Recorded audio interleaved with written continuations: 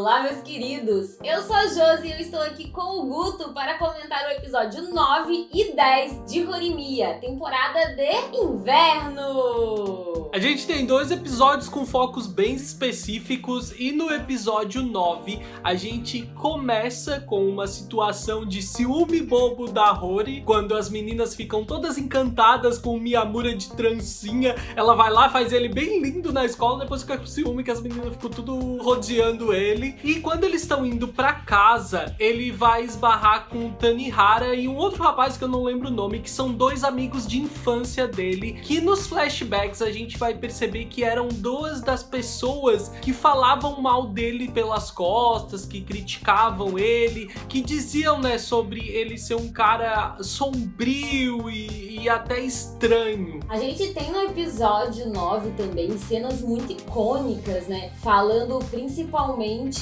sobre sentimentos reprimidos, depressão e coisas do tipo, né. É um episódio bem pesado, ele é denso, né, mas esse relacionamento que o Miyamura tem, que é um relacionamento tóxico, ele tem um gatilho nessa volta pra escola, mas a Hori coloca tudo, sim, os pontos em cima dos is, porque ela chega junto e fala assim, ó, com o meu boy você não vai fazer isso não, você não vai fazer bullying na minha frente não. E a gente lembra, né, alguns episódios atrás a gente sabia que quem fazia bullying com o Sengoku era a Hori, né, então ela combate essa tentativa de amedrontar, né, algo que eles faziam muito com o Miyamura antes. Ela senta o pau nesses meninos. E meio que o clima entre a Hori e o Miyamura meio que melhora, né? O ciúme dela meio que dissipa. Ela desconta nos marginaizinhos que tratam o meu Miyamura mal, essa raiva que ela tava, que não era dele, né? Era um ciúme que ela tinha consciência que tava consumindo ela. E vale lembrar que outra das coisas que tá deixando ela meio irritada é que ela quer que o Miyamura seja bravo, seja grosso com ela, e ele não consegue. Até o Shindo entra nessa conversa em um momento e tudo é muito estranho pra ele, mas o Miyamura simplesmente não consegue fazer isso. O que vai também ser uma das partes que ajuda o plot, tanto dessa questão quanto o outro plot que a gente vê nesse episódio. A questão com os meninos, ela vai se resolver com um desenvolvimento bem claro deles, porque o que a gente percebe é que o Tanihara, ele deu uma boa amadurecida do jeito que ele era quando criança, quando fazia aquele bullying pesado com o Miyamura, e o Miyamura, ele passa a impressão pra gente de que ele viveu isolado tanto tempo que agora ele tá disposto a acolher as pessoas sempre. Enquanto ele tá ali sendo gentil o tempo todo, o Tanihara que tá sofrendo com aquilo que eles tinham passado, porque inclusive tem algo que ele fez, né, que envolvia os coelhos que gostavam e que o Miyamura gostava muito da escola e que eles morreram, e o Tanihara culpado botou a culpa no Miyamura, e isso é uma coisa que ele vem fermentando até hoje e que tudo que ele queria conseguir era pedir desculpa. Então ele vai tomar a frente para tentar criar um vínculo e uma reconciliação com o Miyamura, e a gente percebe que o Miyamura recebe ele de braços abertos, sem precisar realmente de uma conversa onde isso seja dito tudo de forma clara, mas a gente acompanha mais pelos pensamentos do Tanihara essa discussão acontecendo entre eles. E é tipo, tudo uma metáfora deles presos dentro de um espaço muito apertado. A gente tem, no decorrer do episódio, uma cena aonde os meninos veem a Hori saindo de um combine e eles então estabelecem uma hierarquia, porque se a Hori tá sobre eles e o Miyamura, nessa onda de fetiche da Hori, dá um tapão nela, eles falam assim, nossa, se ele bate nela, briga com ela, ele está sobre nós. Eles estabelecem uma hierarquia meio louca, né, ali. Sendo que ele só tá sendo mandado, né? Tadinho, eu tenho muita dó. Eu espero muito que no final de tudo isso, pelo amor de Deus, Hori, deixe Miyamura ser como ele quer ser, porque ninguém aguenta mais ele sofrendo. Mas também, né, a gente tem literalmente aonde eles chegam e meio que ele percebe que o Miyamura não estava evitando ele, o Miyamura sempre teve disposto, e eles trocam uma conversa sobre tortinhas, e pro próximo episódio já aparece que tá tudo entendido, eles já são amiguinhos e tá tudo normal. E depois, em paralelo a essa história, a gente tem o surgimento de um outro rapaz que ele funciona de forma... ele aparece de forma bem rápida. Ele é um pretendente da Hori-san que vem ali basicamente pra desenvolver um pouco mais e mostrar pra gente aquilo pelo que o Miyamura tá disposto a fazer pra Hori. Porque uma das discussões desse episódio é justamente essa questão dele ser grosso e até bater nela, né? Que ela quer, ela tem esse negócio que ela quer, que ele seja grosso, que ele grite, que ele bata na cara dela. E ele vai lutando contra a vontade dele não fazer isso, porque ele não acha isso normal e ele não acha legal. Só que ela insiste. Em uma conversa que ele tem com esse rapaz, com esse outro pretendente, alguém que gosta da Hori, a gente vai perceber que o Miyamura, ele é o único que tá disposto a fazer qualquer coisa por ela,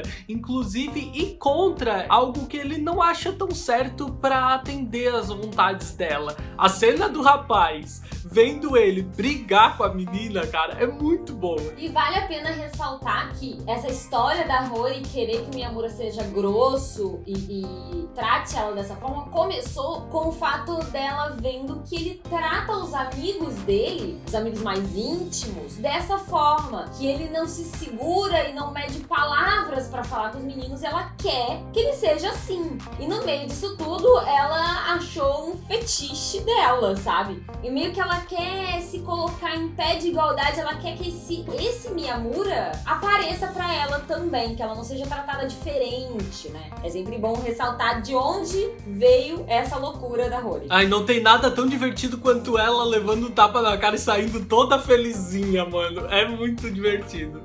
Então, chegamos ao episódio 10, um episódio mais focado ali, né, nos sentimentos da Yuki, como ela tá lidando com o fato de ter dispensado um menino, com essa farsa que eles estão tendo com relação ao relacionamento dela e do Toru e a Sakura, né? Mas como Horimiya não deixa nada sem um bom amarradinho, né, a gente tem o nosso casalzinho principal também lidando com os ciúmes da Hori que anda mais ciumenta, né, do que, sei lá, eu.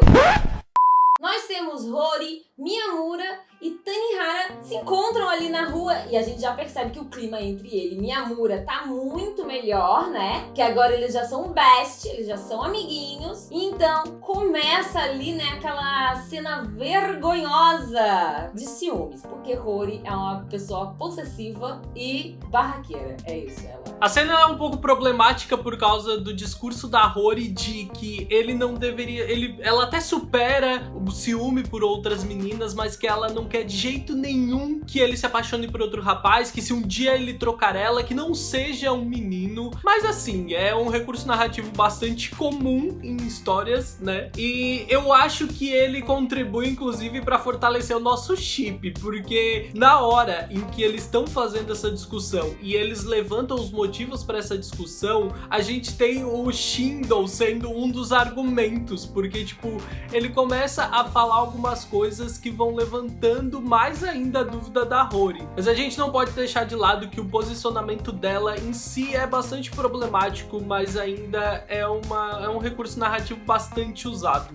Trazendo pra vida real, né, é óbvio que a gente tem que falar sobre isso. É um reflexo que a nossa sociedade, ela tem. Chegando à conclusão, eu, na verdade, me sentiria honrada em ser trocada pelo Toru. Porque, gente, pelo amor de Deus, Toru, né? Aqui, pelo amor de Deus, aqueles homens são tudo bonitos. A Hori, ela não tá entendendo, ela não pode competir. Eles são muito melhores. Inclusive, hashtag Toru e Miyamura até o final. E a gente faz um recorte aqui porque é claramente um gatilho pra eles fazerem aquela piada do Miyamura se afastando dos outros meninos, e a gente não pode deixar de lado como o anime em toda a obra até agora tem naturalizado a relação dos meninos de forma bastante íntima, né? Sim, o Miyamura tem muito mais chance de trocar a Hori por um dos meninos do que qualquer garota do anime. Tipo, é um fato. E aí é que tá parte do medo dela, porque ela se sente muito mais segura em relação às outras meninas. Só que, né, quanto aos meninos, existe um pouco de medo. Claro, né? Eles são maravilhosos. É como a gente sempre fala, é muito importante que a gente levante essas discussões, mas a gente precisa fazer recortes culturais, sociais e também isso em relação às obras de ficção pra gente poder entender o que tá acontecendo e não simplesmente sair cuspindo coisa à toa. Agora a gente continua pra falar de um dos episódios que é mais dramático, lindo, esteticamente falando, visualmente falando, ele é muito bonito e tem algumas metáforas muito legais porque ele consegue abusar do nome Yuki e o nome Sakura, que são aí as duas rivais amorosas que querem as duas a mesma atenção do Toru. A gente pode dizer também que fazer trocadilho com o nome de menina que chama Yuki é bem comum também dos animes, né? E cá entre nós, eu tô com ranço da Yuki.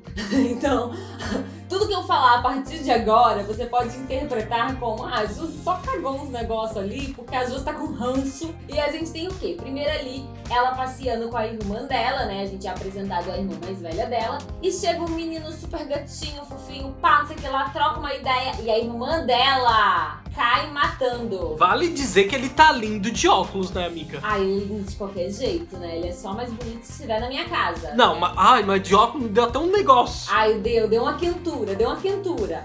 E a irmã já chega assim, namoradinho, e ele fala com uma naturalidade de tipo assim, oi, bom dia. Não, ela me deu um fora. Eu me senti a própria irmã da Yuki naquela cena. Aquele menino é muito perfeito.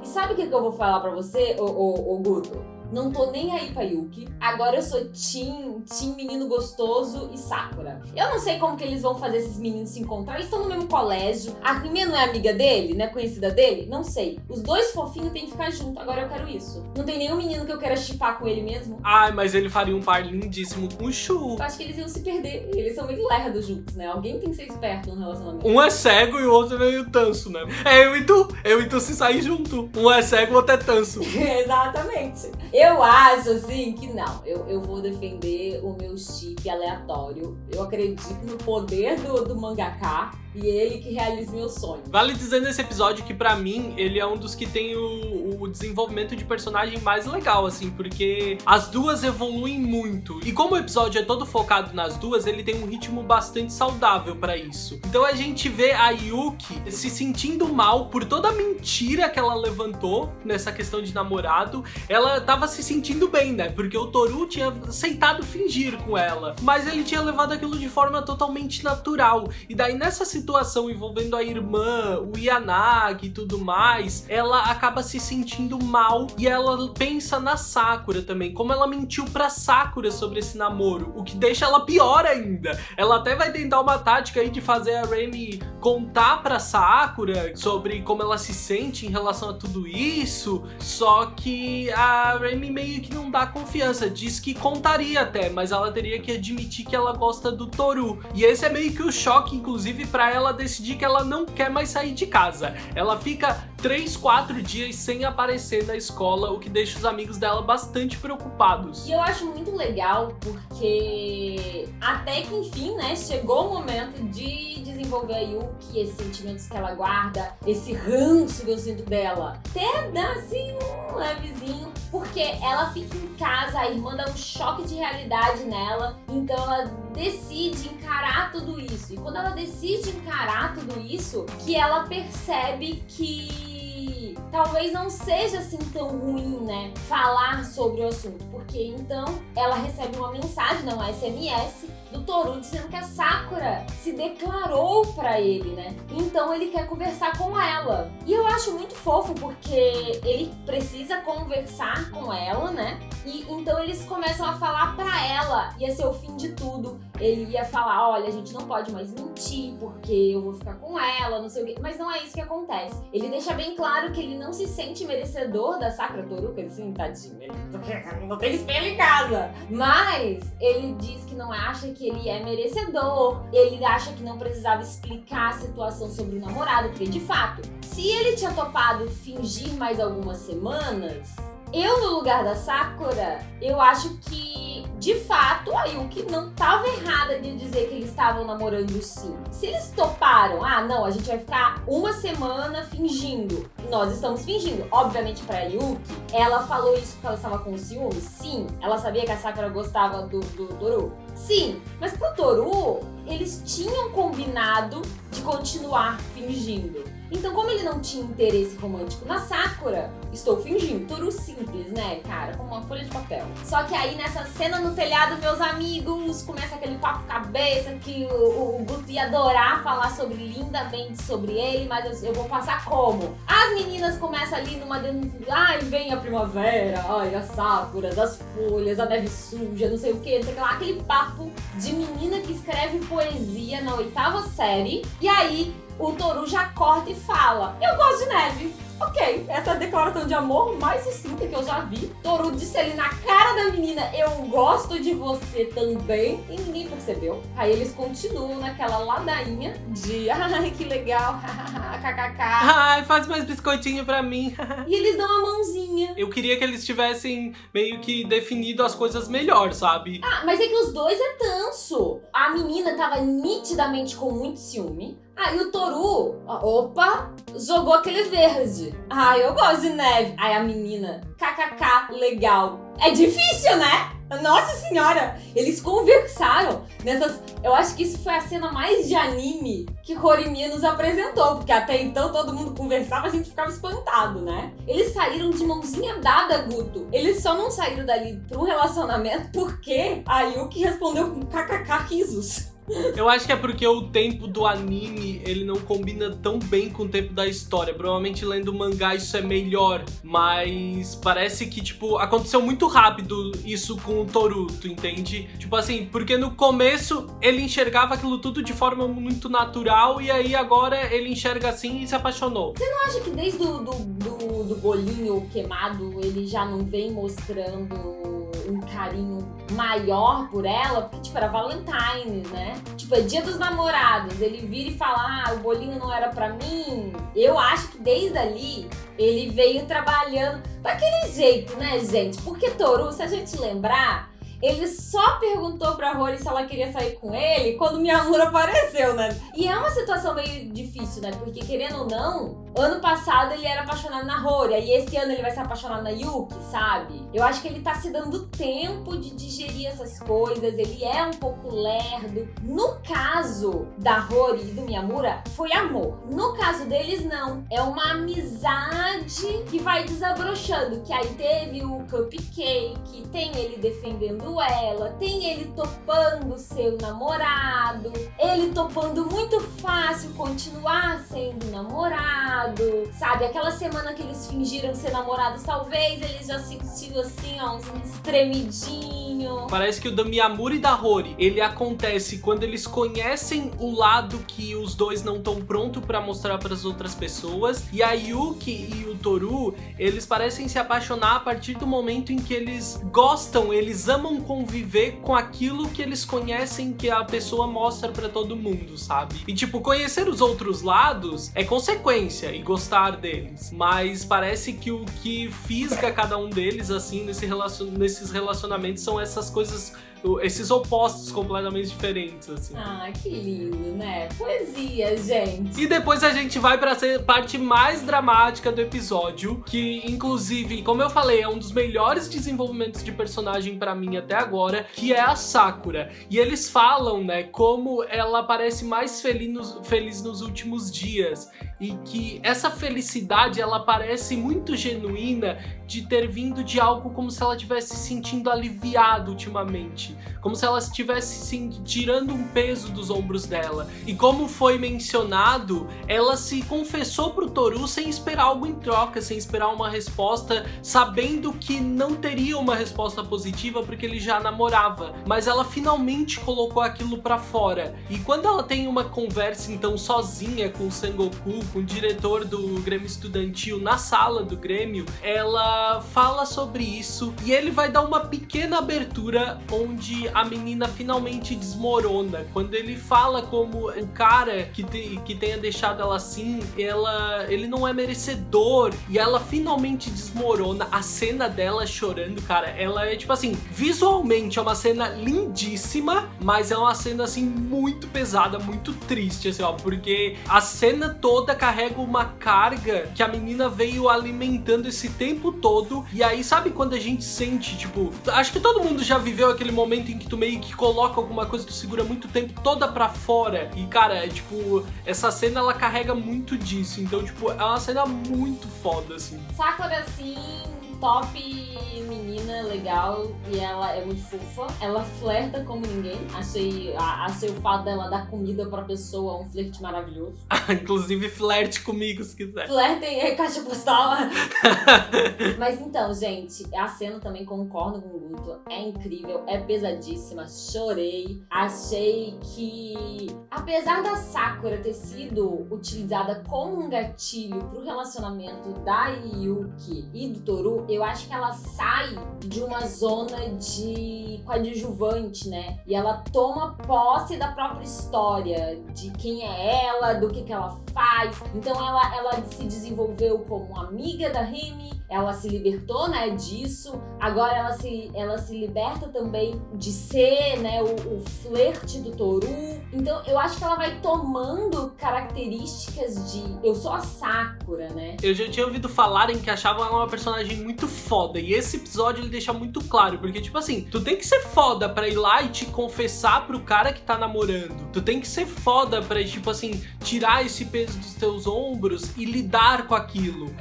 De longe, por mais que ela tenha habitado em torno de um outro casal, vamos dizer assim, né? Ela é uma das que tem a história singular dela de forma mais bem desenvolvida e mais interessante, assim, ó. E esse final, porque sei lá, dá pra entender como um final desse processo de desenvolvimento da personagem, foi de longe um dos melhores até agora no episódio, no anime. Aí chega no próximo episódio, tem a menina já com outro namorado, tendo filho. Mas aí superada, maravilhosa. O Toru que lute. Toru não precisa lutar porque minha Amura tá lá esperando ele, não é mesmo? Isso. Gente, eu espero que vocês tenham gostado da nossa análise. Deixa nos comentários, a gente fica muito feliz quando vocês comentam. E não esquece de seguir o Guto nas redes sociais dele e nas redes sociais do Vertente também. Não esquece que aqui na caixa de descrição tem o link pra live que tá programada pra gente falar do final do anime. Então já vai lá, define o lembrete pra não perder a live e poder participar com a gente, tá? Um grande beijo, tchau, tchau! Tchau, tchau!